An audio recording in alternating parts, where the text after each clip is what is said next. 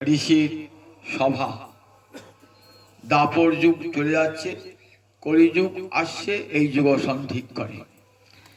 সুত গোস্বামী পাদ বলছেন সনকাদি ঋষিগণকে, যস্যাং বৈ শ্রমানায়াং কৃষ্ণে পরম পুরুষে ভক্তির উৎপদ্যতে পুংস শোক মোহ ভয়াবহ। জগতের সর্বত্রই বিষাদ এবং শোকের ছায়া।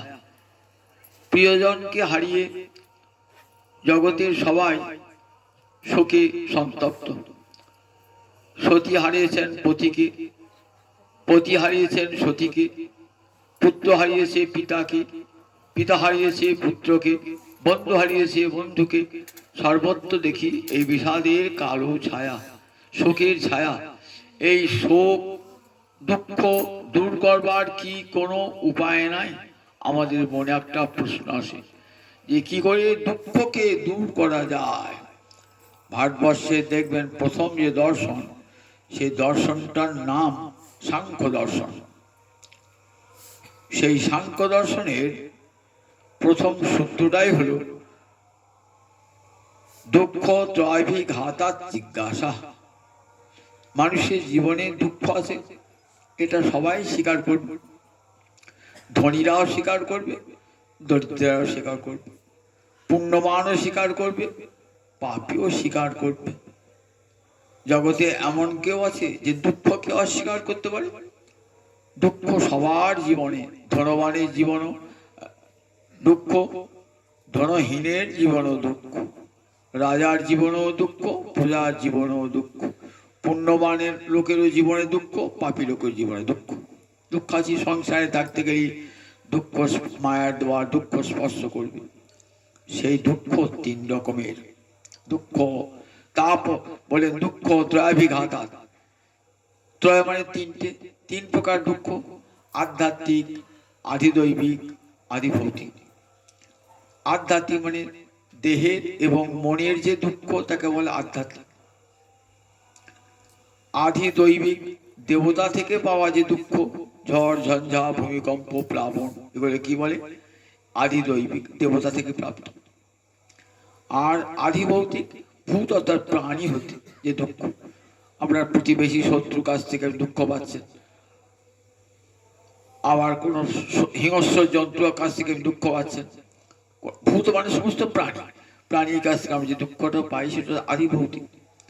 এই ত্রিবিধ দুঃখের হাত থেকে কি করে মুক্তি পাওয়া যায়, এটাই সকলের জিজ্ঞাসা। কি করে এই দুঃখকে দূর করা যায়? সাংখ্য দর্শনের এই সূত্র দিয়ে শুরু হলো। শেষকালে ঋষিরা সন্ধান করতে করতে কোথায়? বেদান্তে পৌঁছালেন। বললেন কি করে দুঃখ ধ্বংস হয় জানো? সমস্ত দুঃখ ধ্বংস কখন হয় তা বললেন, দেখো জগতের যখন সমস্ত বস্তু অল্পম অল্পম অল্পম, যদ্বৈ ভূমা তদ্বৈ সুখম। যেখানে গোবিন্দ আছেন, বৃহত্তম পুরুষ ভগবান আছেন, সেখানেই সব সুখ। নাল্পে সুখমস্তি ভূমৈব সুখম। সেই ভগবানকে পেলেই জীবনে সুখ পাওয়া যায়। তিনি সাক্ষাৎ সুখ স্বরূপ। যতক্ষণ সেই সুখময়কে তাকে আমরা মনন না করছি, চিন্তা করছি, ততক্ষণ কিন্তু দুঃখের কারাগারি থাকতেই হবে। এই শোক দুঃখ থেকে কি করে মুক্তি পাওয়া যায়? বলেন যস্যাং বৈ শ্রমানায়াং কৃষ্ণে পরম পুরুষে ভক্তি উৎপদ্যতে পুংস শোক মোহ ভয়াপা। ভারতবর্ষের সব শাস্ত্র দেখুন শোক মুখে।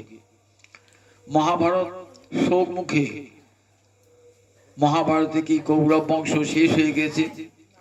পরীক্ষিতের পুত্র জন্মেজয় বসে আছে, তার পিতা সর্পদংশনে তার পিতার মৃত্যু হয়েছে। জন্মেজয় শোকাচ্ছন্ন।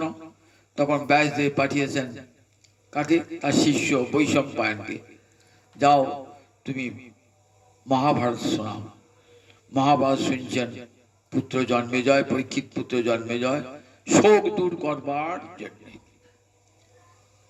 সুরত রাজা সমাধি বৈশ্য, চন্ডী দেখবেন সুরত রাজা সমাধি বৈশ্য, এরা কত শোক দুঃখ অনুভব করেছে। তখন মেধামণি মুখে চণ্ডীর মহিমা বর্ণিত হয়েছে। মহারাজ পরীক্ষিত বিষাদগ্রস্ত হয়েছেন। তার বিষাদ শোক থেকে মুক্তিদান করলেন কে? মহামুনি সুখদেব এসে। অর্জুন বিষাদগ্রস্ত হয়েছেন, সেই বিষাদ থেকে মুক্তিদান করলেন কে? স্বয়ং ভগবান শ্রীকৃষ্ণ। তাহলে আমরা কি ভারতবর্ষ, তারপরে গীতার সৃষ্টি হয়েছে। ভারতবর্ষের সব শাস্ত্র কিন্তু শোক মুখী। এই শোক কেমন করে আসে, শোক কেমন করে দূর করা যায়।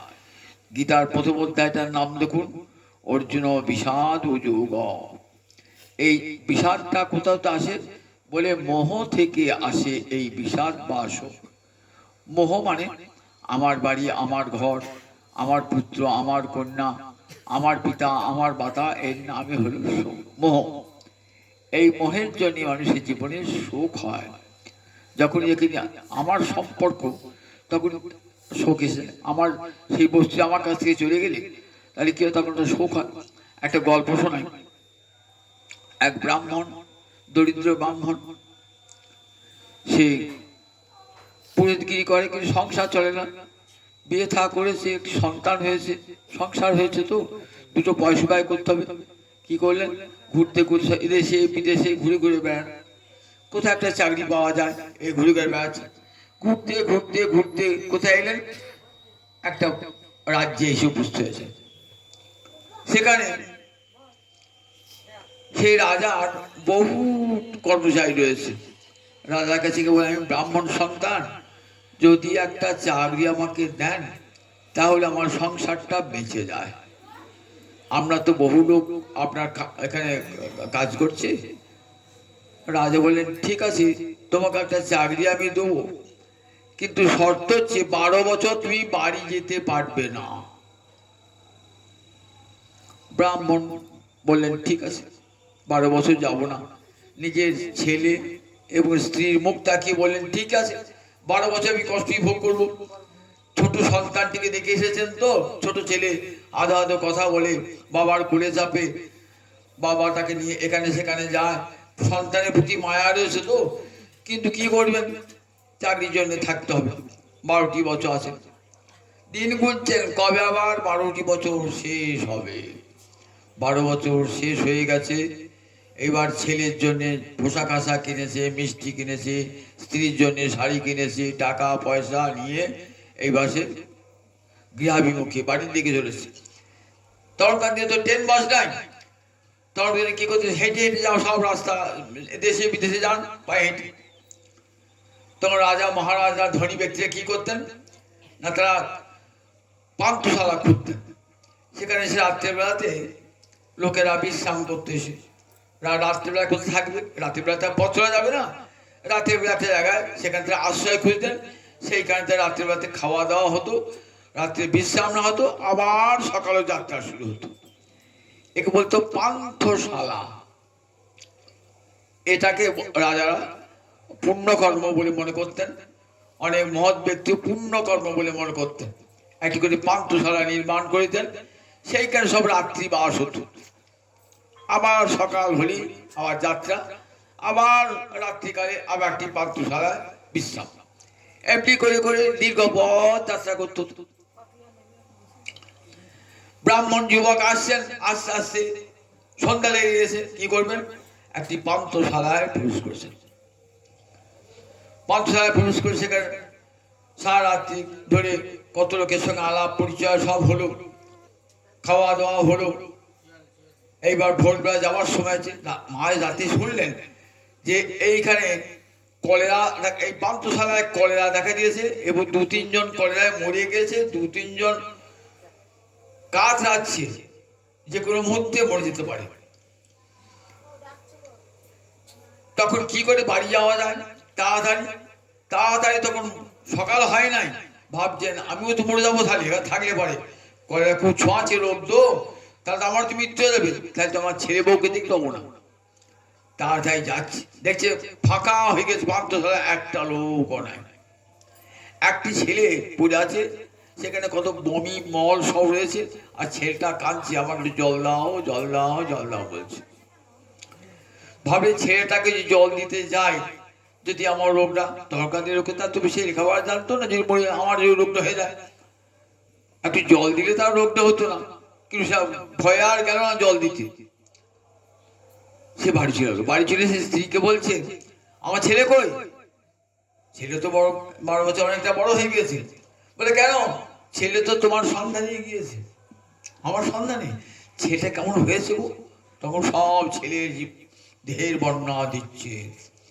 তখন মনে মনে ভাবছে, তাহলে যে ওই ছেলেটা জল দাও বলছিল, তাহলে ও কি ওই পাত্রসায় বিশ্রাম করছিল নাকি? ও কি আমাকে জ্ঞান দেওয়ার জন্য গিয়েছিল নাকি? তাহলে ওই কি মারা যাচ্ছে নাকি? ছুটতে ছুটতে এলে, যদি এখনো প্রাণ থাকে তাহলে জল দিয়ে ছেলেটাকে প্রাণ বাঁচাবো, নিজের ছেলে বলে ছুটে এসে দেখেছেন। তখন দেখছেন আর ছেলেটির প্রাণ, দেহে প্রাণ নেই। তখন হাউ হাউ করে কাঁদছেন। দেখুন, যতক্ষণ আমার ছেলে নয় বলে বলছিল না, ততক্ষণ কাঁদে নাই। তখন জল, সে মনে মরুক গো, আমি জল দিতে যাবো না। যখন এসে ভাবলেন কি আমারই ছেলে, তখন আসছেন কেমন করে? প্রাণপণে ছুটে আসছেন বাঁচাবার জন্য।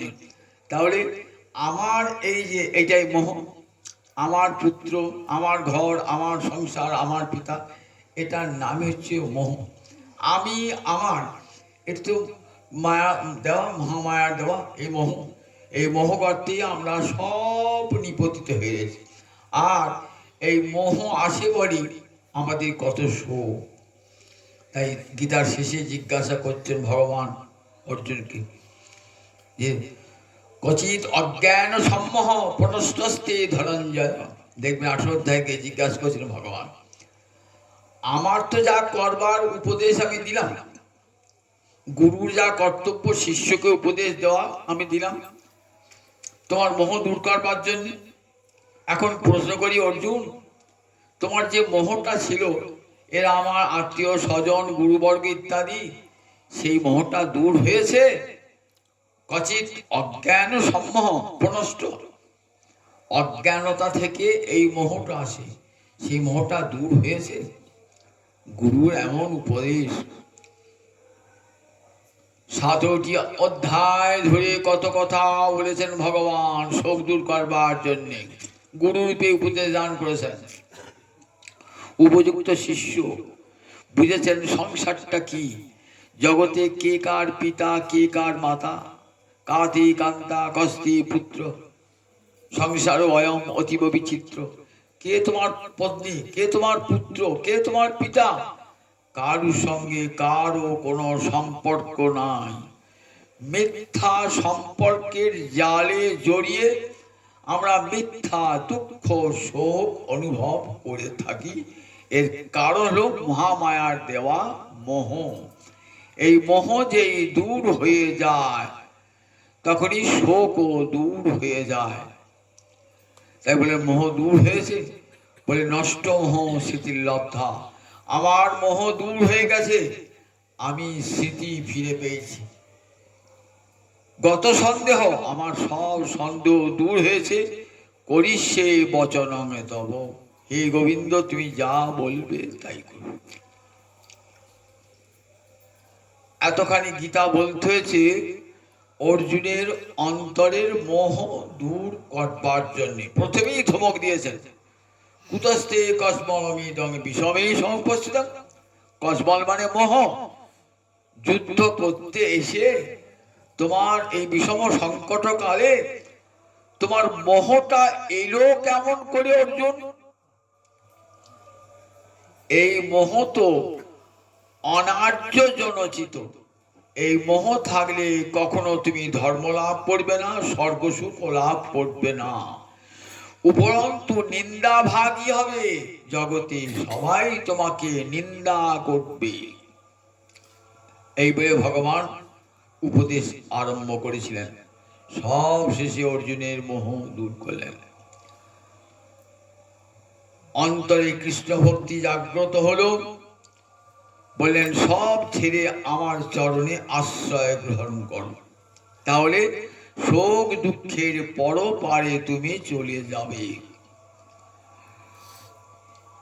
এখানেও সুত গোস্বামী পাদ বলছেন, যস্যাং বৈ শ্রমানায়াং কৃষ্ণে পরম পুরুষে ভক্তির উৎপদ্যতে পুংস শোকমোহ ভয়াপহ।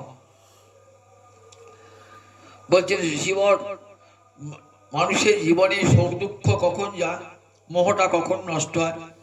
যখন হরি কথা কানে প্রবেশ করে, যস্যাং বৈশ্রমানায়াম, তখন হরি কথা শুনতে শুনতে বলে হ্যাঁ একমাত্র শ্রীহরি সত্য আর সব মিথ্যা বোধ হয়ে যায়। হরি কথা শুনতে শুনতে যস্যাং বৈশ্রমানায়াম কৃষ্ণে পরম পুরুষে ভক্তির উৎপত্তি। ভগবান শ্রী গোবিন্দে ভক্তি উৎপন্ন হয়। ভক্তি মানে ভালোবাসা, সেবা প্রবৃত্তি। সংসারে যে সেবা প্রবৃত্তি ভালোবাসা ছিল, সেই ভালোবাসা একটু একটু করে কমতে থাকে। কোথায় যায়? ভগবানে সেই ভালোবাসা চলে যায়। দুটো তো একসঙ্গে থাকে না। সংসারে ভালোবাসা আর গোবিন্দে ভালোবাসা দুটো একত্র থাকে না।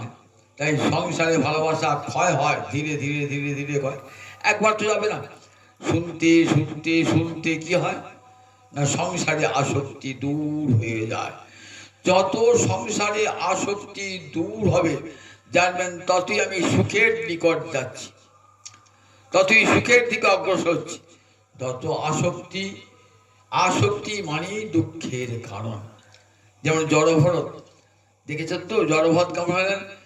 জড়ন্মত্ত পিশাচবৎ, সব জানতেন কিন্তু পাগল সেজে থাকতেন। কেন? যাতে আমার সঙ্গে কারোর সঙ্গে সম্পর্ক রাখতে না হয়।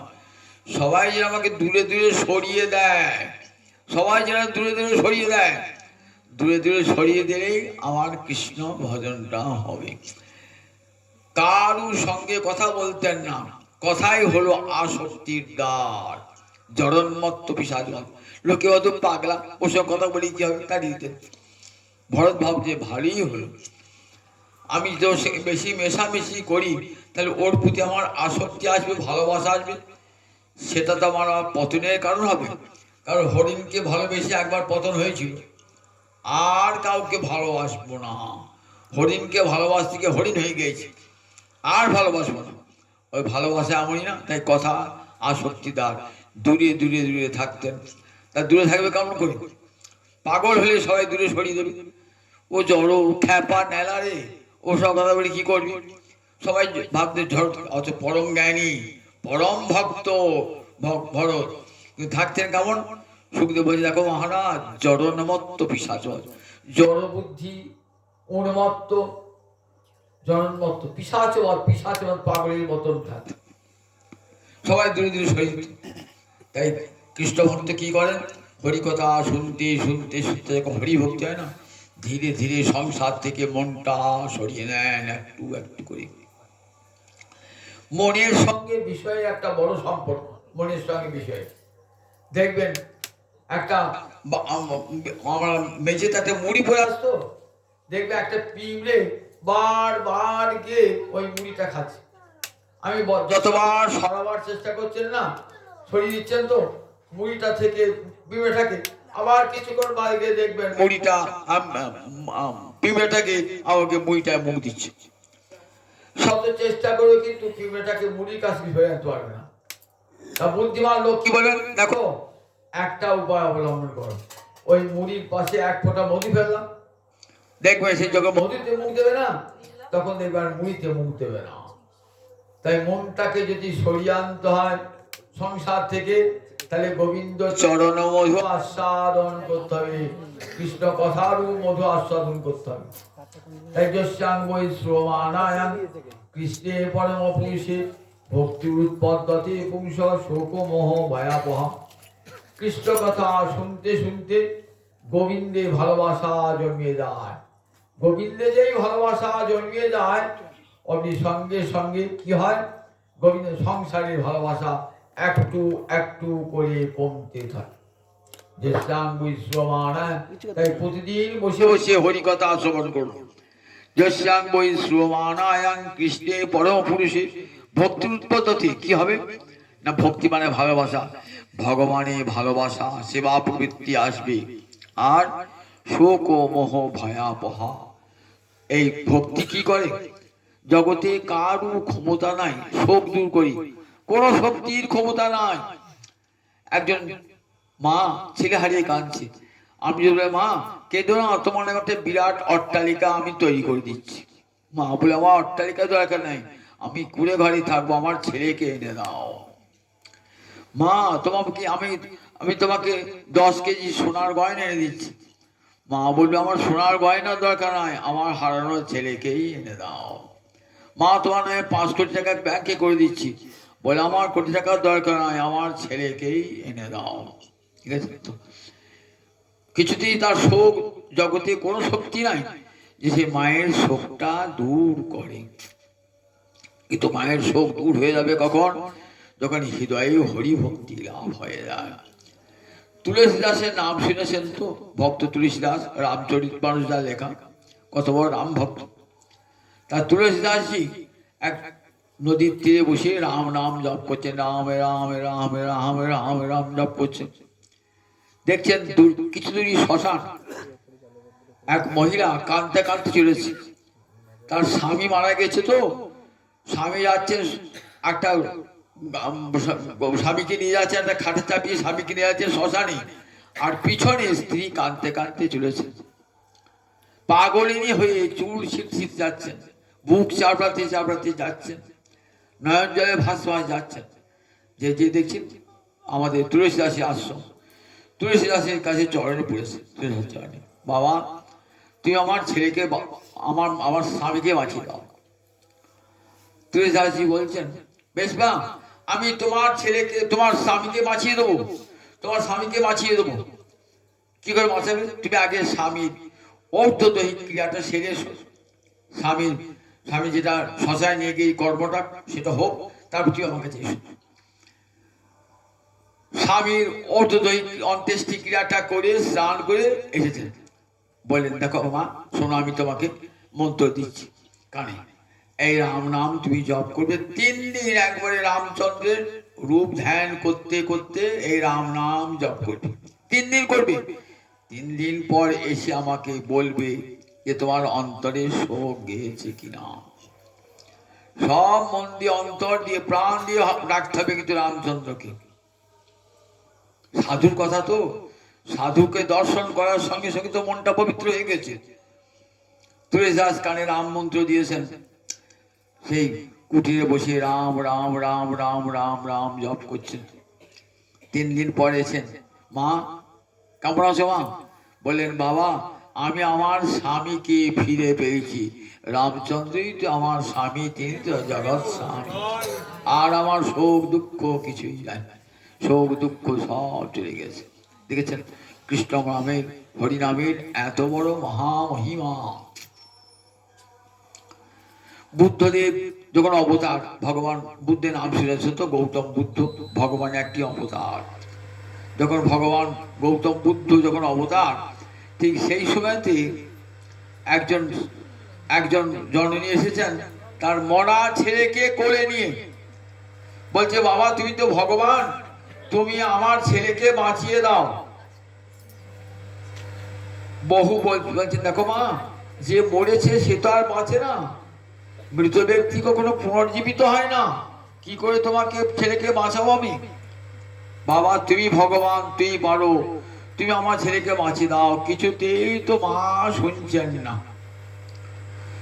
বললেন বেশ মা, তোমার ছেলেকে আমি বাঁচিয়ে দেবো, আমি যা বলবো তাই করতে পারবে? হ্যাঁ বাবা বলো, তুমি যা বলবে তাই করবো। বলে 1 মুঠো সর্ষে আনতে পারবে? বলে হ্যাঁ, আমার কি কথা, 1 মুঠো সর্ষে, কিন্তু এমন বাড়ি থেকে আনবে যে বাড়িতে কেউ কোনদিন মরে নাই, সেখান থেকে আনতে হবে, 1 মুঠো সর্ষে নিয়ে আসতে। বেশ তাই যাব। মা তখন তো মহাচ্ছন্ন, মায়ের মধ্যে তখন চিন্তাও হয় নাই যে কখনো শোকবিহীন কোনো বাড়ি হয় না। মা বলে এনে দেবো। এইবার মা কি করছেন, সব বাড়ি বাড়ি যাচ্ছে, হ্যাঁ গো আমাকে 1 মুঠো সর্ষে দেবে? তাহলে হ্যাঁ দেবো না কেন, সর্ষে, আচ্ছা সর্ষে দেওয়ার পর আচ্ছা মা তোমাদের বাড়িতে কেউ মারা গেছেন? তাহলে হ্যাঁ গত বছর আমার মা মারা গেছে। এই যা, তাহলে তোমার বাড়িতে না হবে। আবার একটা বাড়ি গেলে 1 মুঠো সর্ষে দেবে? হ্যাঁ নাও সর্ষে নাও। আচ্ছা তোমাদের বাড়ি কেউ মারা যায় না? হ্যাঁ, আমার বাবা মারা গেছেন গত বছর। আবার একটা বাড়ি গেলেন, এমনিকে যে বাড়ি যান সবাই বলেন, কেউ বলে আমার মা মারা গেছেন, কেউ বলেন বাবা মারা গেছেন, কেউ বলেন আমার ভাই মারা গেছেন, কেউ বলেন বোন মারা গেছে, কেউ বলেন স্ত্রী মারা গেছেন। এমন একটা বাড়ি খুঁজে পেলেন না যেখানে কেউ কোনোদিন মরেনি। ফিরে এসে বলছেন, বাবা আমি দেখলাম জগতের সর্বত্র শোক, শোক আর দুঃখ নাই এমন বাড়ি নাই। তাই আমি চাই না আমার মরা ছেলেকে বাঁচাতে। তুমি আমাকে এমন দীক্ষা দাও, অমৃত মন্ত্রে দীক্ষা দাও, যেন কোনোদিন মৃত্যুর জন্য শোক করতে না হয়। হর জগতের বিরহ আধার দাও গো অমৃত দীক্ষা, আমাকে অমৃত মন্ত্রে দীক্ষা দাও, যাতে মৃত্যু ভয় আর করতে না হয়। তা দেখুন, জগতের সর্বত্র শোক আর দুঃখ তো সর্বত্রই আছে। সেই শোক দুঃখের প্রতিকারও আমাদের শাস্ত্রে বলে গেছেন। দেখো, মোহ থেকেই শোক জন্মায়, মোহ এবহি কারণম। সে মোহ দূর হলে শোকও দূর হয়ে যায়। জগতের কত কত মহামানব আমরা দেখেছি শোক দুঃখের আঘাত পেয়েও বিচলিত হন নাই। আমরা রবীন্দ্রনাথের কথা জানেন তো? রবীন্দ্রনাথ কত বড় ভক্ত ছিলেন। মেয়ের মৃত্যু হয়েছে, বাড়িতে সাহিত্য সভা হবে, কেউ জানতেই পারলেন না যে বাড়িতে তার কন্যা, আদরের কন্যা মারা গিয়েছে। যথারীতি যেমন সাহিত্য সভা তেমনি সাহিত্য সভা হলো। পরে জানলেন যে আজকেই ওর কন্যা মৃত্যু হয়েছে, আদরের কন্যার মৃত্যু হয়েছে। ছেলের মৃত্যু হলো, রবীন্দ্রনাথ আসছেন, ট্রেনে আস্তে আস্তে কবিতা রচনা করছেন, ট্রেনেতেই বসে বসে কবিতা রচনা করতে করতে আসছেন। দেখুন কেমন শোকজয়ী পুরুষ, এতটুকু শোক তাকে স্পর্শ করতে পারে না। রাধা গোবিন্দনাথের নাম শুনেছেন তো? বৈষ্ণব জগতের বিখ্যাত ব্যক্তি রাধা গোবিন্দনাথ। তার সন্তানকে শ্মশানে পাঠিয়ে এসে, কলেজের অধ্যক্ষ প্রিন্সিপাল, কলেজ সন্তানকে শ্মশানে পুড়িয়ে এসে যথারীতি কলেজ করছেন। কেউ জানতেও পারেন নাই যে আজকে এর সন্তান মারা গিয়েছে। পুত্র শোকের মতো কত বড় শোক, কেমন শোক! পরম কৃষ্ণ ভক্তি অন্তরে, দৃঢ় কৃষ্ণ ভক্তি অন্তরে, কৃষ্ণ ভক্তি। আমার নিজের পিতামহকে আমি দেখেছি, নিজের চোখে দেখেছি। আমি তখন এই স্কুলেও ভর্তি হইনি, সেই অবস্থা দেখেছি। আমার জ্যাঠামশাই, আমার পিতামহের জ্যেষ্ঠ সন্তান, কলেরা রোগে আক্রান্ত হয়ে প্রাণ পরিত্যাগ করছেন। তখনকার কলেরাকে চিকিৎসা ছিল না তো, অনেক আগে। তখন সেই অনেক কিছু দেখা কিনা বাঁচানো গেল না। অনেক রাত্রি সব আমরা উঠে এসেছি, বাড়ির সব ছেলেরা। দেখছি আমার দাদু পিতামহ, আমার বাবার বাবা পাশে বসে আছেন, আর রাধা মাধবের তখন আমাদের বাড়িতে রাধা মাধবের সেবা চরণামৃত দিচ্ছেন। শেষ চরণামৃত দিলে আমার আজও সেটি কানে বাজে যে আমার জ্যেষ্ঠ পুত্রের নাম ছিল বিজয়, আমার বিজয়কে হে রাধা মাধব তোমার চরণে অর্পণ করলাম বলে চলে এলেন। এসেই মঙ্গল আরতি হবে, আর বাড়িতে কান্না রোল, কে মঙ্গল আরতি করবে? তখন পুরীর যারা, তাদেরও করার আক্রান্ত, একটা পুরীর কোনো রকম আছে বাড়িতে, তাকে তোলালেন, তুলিয়ে বললেন, দেখো যা ঠাকুরের যে ভোগটা নষ্ট হয়ে গেল, এক কাজ করে কোলঙ্গায় দেখো, তখন মাটির দেয়ালে কোলঙ্গায় থাক, কোলঙ্গা ওখানে মন্ডা আছে, শুকনো মিষ্টি আছে, ভোগ লাগাও। নিজ হাতে কাঁসা বাজাচ্ছেন, মঙ্গল আরতি করছেন। কিন্তু কেউ আর বাড়ির কেউ মন্দিরের কাছেই নাই।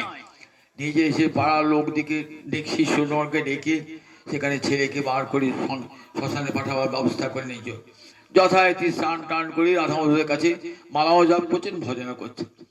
কোনোদিন আমার দাদুর চোখে জল দেখি নাই।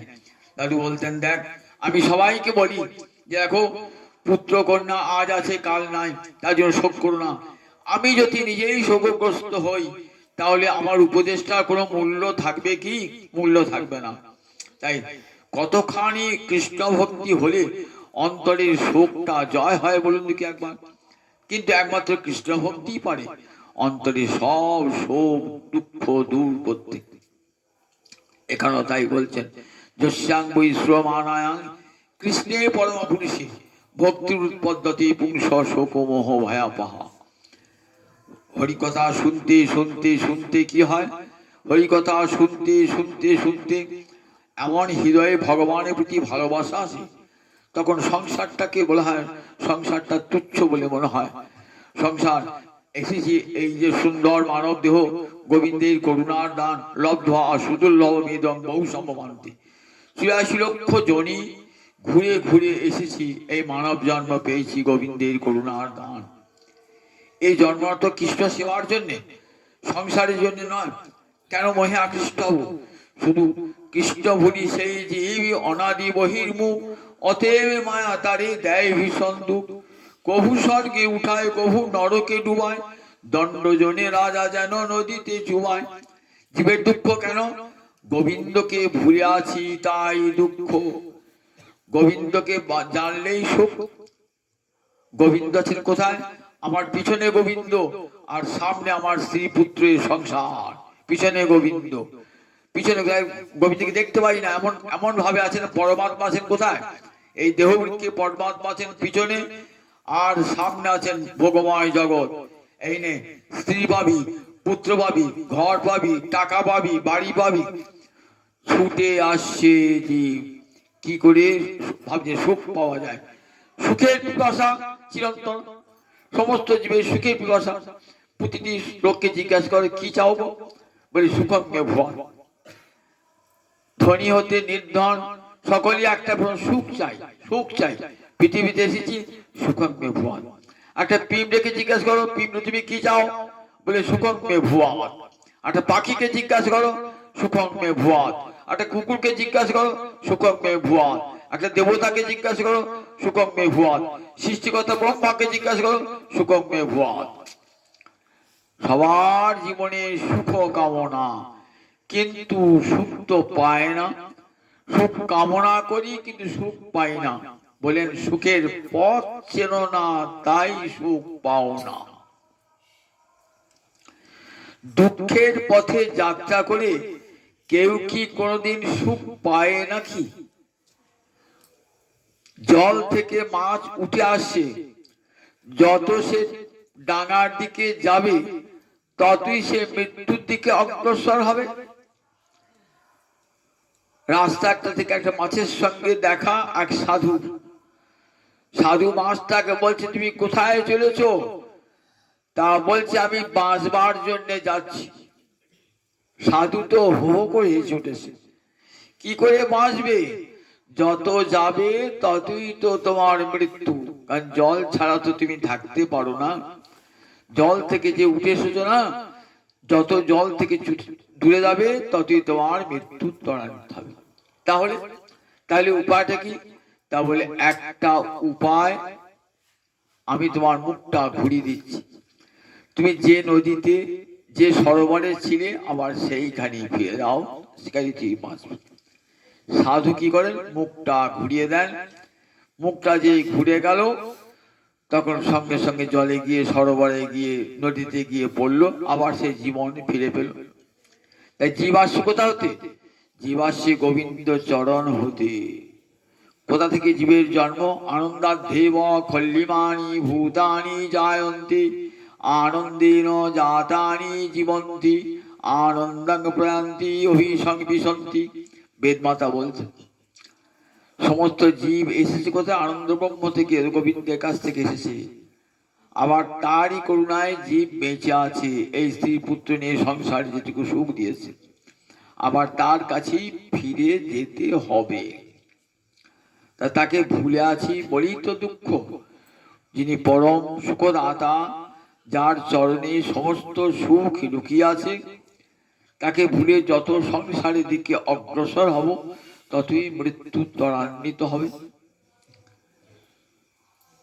মরুভূমিতে হাঁটছেন তো, হেঁটেই চলেছে, জল পিপাসা পেয়েছে। কি দেখছেন? দেখছেন সূর্যের কিরণ পড়েছে বালুরাশির উপরে, চিকচিক করছে। ঠিক মনে হচ্ছে যে একটা সরোবর, ওইখানে গেলে জল পাওয়া যাবে। গেলেন, গিয়ে দেখলেন ও বাবা, সরোবর নয়, যেমন বালুকা রাশি, বালুকা রাশি।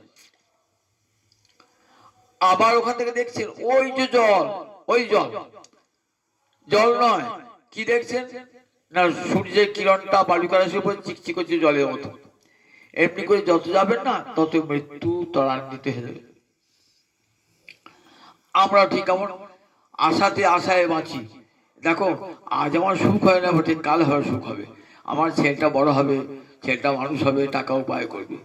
ছেলেটা হলো না, নাতিটা হবে। এমনি করে আশার পর আশা বিদায়। আমার আজ চালা ঘর, মানুষের কি সব দিন সমান যায়? আবার দিন বড় লোক হবো, ঘর বাড়ি করবো, টাকা পয়সা করবো, মানুষ আশা তো। এমনি করে মানুষ আশায় আশায় বেঁচে থাকে নয়, আশায় আশায় মৃত্যুর দিকে অগ্রসর হয় জীব। ঠিক যেমনি করে মরু, কিন্তু সেইখানে ঘুরতে ঘুরতে যদি কোনো মরুদ্যান দেখতে পায়, মরুভূমিতে মরুদ্যান মানে সেখানে ঝর্ণার জল আছে, গাছের ছায়া আছে, পাখির ডাক আছে, সুন্দর হাওয়া আছে, বুঝতে পারেন প্রাণটা জুড়িয়ে যায়।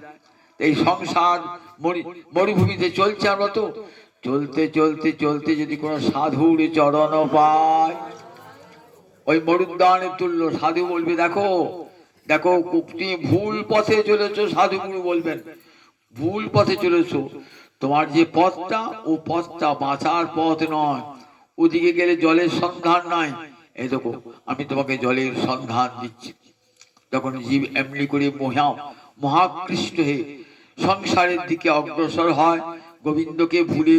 যতই গোবিন্দকে ভুলবে, ততই দুঃখ তার নিকটবর্তী হবে। যেখানে গোবিন্দ সেখানে দুঃখ নয়, মৃত্যু নয়। দেখবেন গোবিন্দের জন্মলীলায় দেবকী দেবী বলছে, বলছে জগতের জীবে এত দুঃখ এত কষ্ট, সবচেয়ে বড় ভয় তার মৃত্যু ভয়। মৃত্যু ভয়ে জীব মর্ত মৃত্যু ব্যারোহিত। মৃত্যু ব্যার মানে সর্প, মৃত্যুরূপ সর্পের ভয়ে জীব ছুটছে, এখান থেকে সেখান ছুটছে। ভাবছেন স্বর্গে গেলে বাঁচবো, ভাবছেন ব্রহ্মলোকে গেলে বাঁচবো, তপলোকে গেলে বাঁচবো। কোন লোকেই বাঁচবেন না। যেখানেই যাবেন নির্ভয়ং নাদ্যগচ্ছত। কে বলছেন? দেবকী দেবী বলছেন। উপরে উপরে লোকে যান, যেখানেই যান না কেন, কোনো জায়গাতেই বাঁচবেন না। বাঁচার পথ কোনো জায়গাতেই নাই। তাহলে বাঁচার পথ কোথায়? তৎপদাব্জ প্রাপ্ত যদি ছয়া, সৌভাগ্যক্রমে তোমার চরণ কোমল যদি জীব পায়, যদি ছয়া। সবাই পায় না। সাধু গুরু বৈষ্ণবী কৃপায় ব্রহ্মাণ্ড ভবিতে ভবিতে কোন ভাগ্যবাহানী জীব গুরু কৃষ্ণ প্রসাদে পায় ভক্তিলতা বীজ। ব্রহ্মাণ্ড ভ্রমণ করতে করতে করতে করতে যদি কোন এক জন্মে সাধুগুরুর কৃপা প্রাপ্ত হয়ে যায়, তাহলে সেই সাধুগুরুর উপদেশে কৃষ্ণ ভক্তি বীজ লাভ হয়। তখন সে কি করে? সুখের পথে জীব যাত্রা শুরু করে। সুখের পথে ছুটে চলেছেন জীব, যে কোনো জীব মৃত্যু হবে। ছাদের উপরে ছেলে ঘুরে বেড়াচ্ছে, ঘুরে বেড়াতে গেছে, পিছন দিকে যে পড়বে, ছাদের উল্টিয়ে পড়বো মাটিতে, এ জ্ঞান তার নাই। ঘুরে উঠছে আনন্দে, পিছনে পিছিয়ে আসছে। তখন যদি কোনো সৎ ব্যক্তি দেখতে পান, এ বাবা তুই পড়ে যাবি রে, এখনই পড়বি, টানা টানা, তখন ছেড়ে দেবেন, জীবন থেকে রক্ষা পেয়ে যায়। ঠিক তেমনি আমরা কেমন ওই ঘুরে বেড়ানো আনন্দে, সংসারের আনন্দে যত পিছন দিকে ছুটছি, সাধুকে সব দাঁড়াও দাঁড়াও, এইবার তোমার বিনাশ হবে। দেখো, তুমি যাত্রা করেছো ভোগের পথে, দুঃখের পথে, শোকের পথে যাত্রা করেছো, তোমার মুখটা বলেন অখণ্ড মণ্ডলাকারং ব্যাপ্তং যেন চরাচরং তৎপদং দর্শিতং যেন তস্मै শ্রী গুরবে নমঃ। তোমাকে পরম পথ, সুখের পথ দেখিয়ে দিচ্ছি। কোন পথে গেলে আর মৃত্যু ভয় তোমাকে তাড়া করবে না। জানো কোথায় সুখ, কোথায় শান্তি? জানো, গোবিন্দ চরণমূলে সব সুখ ঢুকে আছে। বেদ মাতা কি বলে জানো? বিষ্ণু পরমে পদে মধ্য উৎস। গোবিন্দের চরণ কমলে সমস্ত মধুর উৎস ধারা, সমস্ত সুখের উৎস ধারা। জীব যদি জানতে চাও, তা মুখটা ভোগের দিকে নয়, মুখটা করো গোবিন্দ চরণের দিকে, মুখটা করো। তাহলে দেখবে সব সংসারে তোমার সব সুখ করায়ত্ত হয়ে যাবে। যেখানে গোবিন্দ সেখানে কার সুখ থাকে, সব শান্তি, সব সুখ, সব শ্রী। কোথায় দেখেছেন তো শেষকালে ভগবান কি বলছেন আমাদের সঞ্জয়, যেখানে ভগবান শ্রীকৃষ্ণ, যেখানে ভগবান অর্জুন, যেখানে ধর্ম, বলে সেখানে সব সুখ করা, সব সুখ সেখানে। যেখানে ভগবান সেখানে তিনি সুখ স্বরূপ। তার চিন্তা থাকলে আর কোনো দুঃখ তাকে স্পর্শ করতে পারে না। তাই যারা মহাত্মা, যারা সুখকামী, তারা চান জীবনে চির সুখ আনতে গেলে একমাত্র ভগবান শ্রীহরির চরণে অমলা ভক্তি। চিরকালের জন্য শোক দুঃখ দূর হয়ে যায়। শোক দুঃখ প্রতিকারের একটাই পথ। এখানে সুত গোসাইপাদ বলছেন, যস্যাঙ্গুই শ্রমানায়াং কৃষ্ণে পরম পুরুষে ভক্তির উৎপদ্যতে পুংস শোকমোহ ভয়াপহা। জগতের কোনো শক্তি নাই শোক দূর করে, দুঃখ দূর করে, ভয় দূর করে, একমাত্র কৃষ্ণ ভক্তি। শোনো ঋষিগণ, কৃষ্ণ কথা প্রাণ ভরে কৃষ্ণ কথা শ্রবণ করো। কৃষ্ণ কথা শ্রবণ করতে করতে কৃষ্ণের ভক্তি জন্মাবে। আর সেই ভক্তি কি দূর করবে? মোহ দূর করবে। মোহ দূর হলে আর ভয় থাকবে না। কার বাড়ি কার ঘর, আমার মোহ কিসের? যদি বাড়ি চলিয়ে যায়, মহারাজ যুধিষ্ঠির এত দুঃখ পেয়েছিলেন, রাজ্য চলে গেল। একটা বাড়িতে কত বড় অট্টালিকায় থাকতেন, তিনি বনে বাস করছেন 12 বছর 13 বছর বনে বাস করছেন। কোনো দুঃখ ছিল? বনের ফল খেয়েছেন, কোনো দুঃখ ছিল? ছিল না। কৃষ্ণচরণে সুনির্মলা ভক্তি, কোন শোক দুঃখ তাকে স্পর্শ করে না। এত দুঃখের আঘাত পেয়েছেন, যুধিষ্ঠিরের মতো এত দুঃখ থেকেও পার নাই। রাজার ছেলে বনে বনে ঘুরে বেড়েছেন যুধিষ্ঠির। মহাভারতের বনপর্বটা পূর্ণ ভালো করে দেখুন, কত দুঃখ কত কষ্ট তার জীবনে নেমে এসেছে। কত তার স্ত্রীকে লাঞ্ছিত করেছে সকলের সবার মধ্যে, সম্পদ কেড়ে নিয়েছে, তাদেরকে পুড়িয়ে মারবার জন্য দুর্যোধন কত চক্রান্ত করেছে, তার ভাইকে বিষের নাড়ু খাইয়ে দিয়েছে, কত অত্যাচার করেছে। কিন্তু যুধিষ্ঠির চিত্ত বিচলিত হয় না, এক মুহূর্তে চিত্ত বিচলিত হয় না। মনটি গভীর স্থিতপ্রজ্ঞ। দুঃখে অনুদ্বিগ্ন মনা, সুখে সুবিগত স্পৃহ।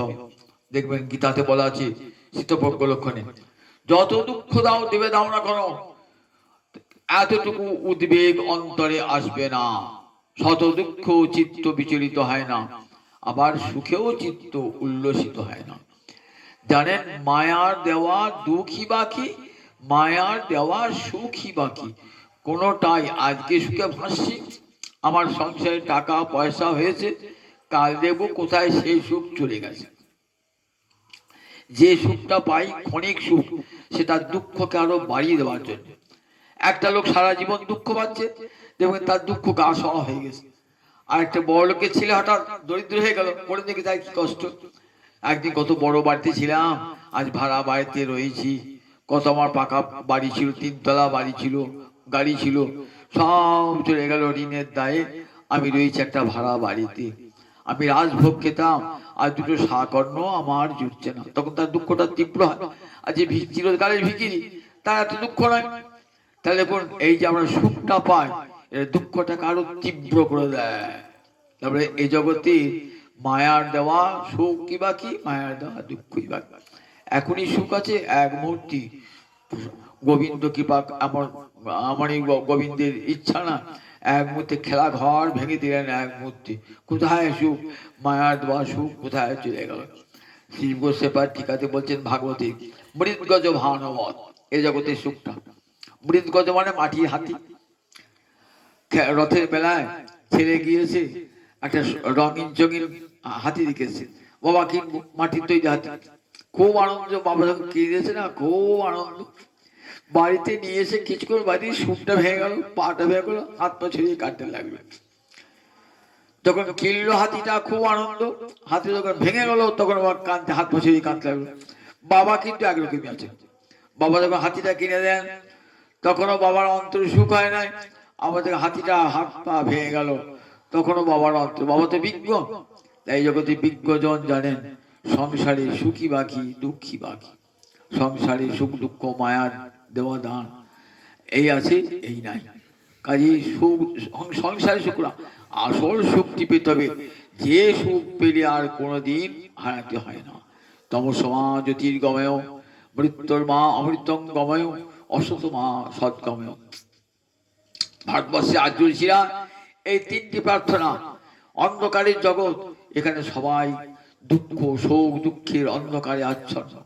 আমাকে নিয়ে চলে এমন জগতে যেখানে কেবল আনন্দের আলোক, সুখের আলোক আছে। মৃত্যুর মা অমৃতং গময়, এখানে সর্বত্র মৃত্যু, মৃত্যু ভয়ে সবাই রাজা প্রজা ধনী নির্ধন ব্রাহ্মণ শূদ্র ব্রহ্মচারী গৃহস্থী সন্ন্যাসী সবাই মৃত্যু ভয়ে কাঁদছে, শোকে কাঁদছে। আমাকে নিয়ে চলো অমৃতময় লোকে, যেখানে মৃত্যু বলে কিছু নাই, থাকবে না, এমন জায়গায় নিয়ে চলো। অসতমা সৎগমেও, এখানে সুখ, এখানকার সুখ শান্তি সব অসৎ, থাকে না। ধন সম্পদ আজ আছে কাল নাই, আমাকে এমন সম্পদ দাও, এমন সুখ দাও যে সুখটার কোনোদিন বিনষ্ট হবে না, কোনোদিন হার হবে না। এটি আমাদের প্রার্থনা। সেই প্রার্থনা আর্য ঋষির প্রার্থনা। আমাদের এখন আমরা ভগবানের কাছে ধন চাই, জন চাই, ঐশ্বর্য চাই, কৃষ্ণ ভক্তি চাই কি চাই না? মহাপ্রভু আমার কত করে শিখিয়ে দিয়ে গেলেন, ভগবানের কাছে কি চাইবে? ন ধনং ন জনং সুন্দরীং কবিতাং বা কাময়ে জগদীশ মম জন্মনি জন্মনি ঈশ্বরে ভক্তি ভবতাৎ অহৈতুকিদৈ। আমি তোমার কাছে ধন চাই না, জন চাই না, সুন্দরী পত্নী চাই না, কাব্য প্রতিভা চাই না, যশ চাই না। আমি কি চাই না? জন্মে জন্মে তোমার শ্রীচরণে যাওয়া সুনীল বলা ভক্ত। এই ভক্তি পেলে আমার জীবন সুখী হবে, আর অন্য কিছুই চাই না। এই কৃষ্ণ ভক্তি সব শোক দুঃখ দূর করে দেয়। তাই শোক সভাতে কেন হয়? শোক সভাতে গীতা ভাগবত পাঠ হওয়ার কারণ হচ্ছে শোক দুঃখ, আত্মীয় স্বজন জনেরা, যার নিজজন প্রিয়জন, তারা শোকমগ্ন হয়। সেই শোক দুঃখ দূর করবার জন্য গীতা ভাগবত ইত্যাদি পাঠের ব্যবস্থা, কীর্তনের ব্যবস্থা, যাতে চিরকালের জন্য শোক দুঃখ দূর হয়ে যায়। তার যারা প্রিয়জন আছেন, যারা শোক, এই বাড়িতে শোকের বাড়ি, কিছু নাগি এই গৃহকর্তা প্রাণ বিয়োগ হয়েছে, পুত্র কন্যা, যেখানে হরিকথা হয়, পিতাকে সর্বশ্রেষ্ঠ দান, পিতৃপুরুষকে সর্বশ্রেষ্ঠ দান হরিকথা দান। এই চেয়ে আর বড় দান হয় না। সাধ্য শান্তি একটা করতে হয় লৌকিক, কিন্তু আসল হলো গীতা ভাগবতের যজ্ঞ। যে কথা শুনলে পায়, পিতৃপুরুষ ঊর্ধ্বকে গমন করবেন এবং তার পিতৃপুরুষেরা যার যিনি, যার বিদেহাত্মা, যার উদ্দেশ্য হচ্ছে তিনি আশীর্বাদ করে যাবেন তার পুত্র কন্যাগণকে। বড় উপহার দিয়েছো, হরিকথা উপহার দিয়েছো, এই হরিকথা শোনার ফলে আমার ঊর্ধ্বগতি লাভ হয়েছে। জয় নিতাই, জয় নিতাই, জয়।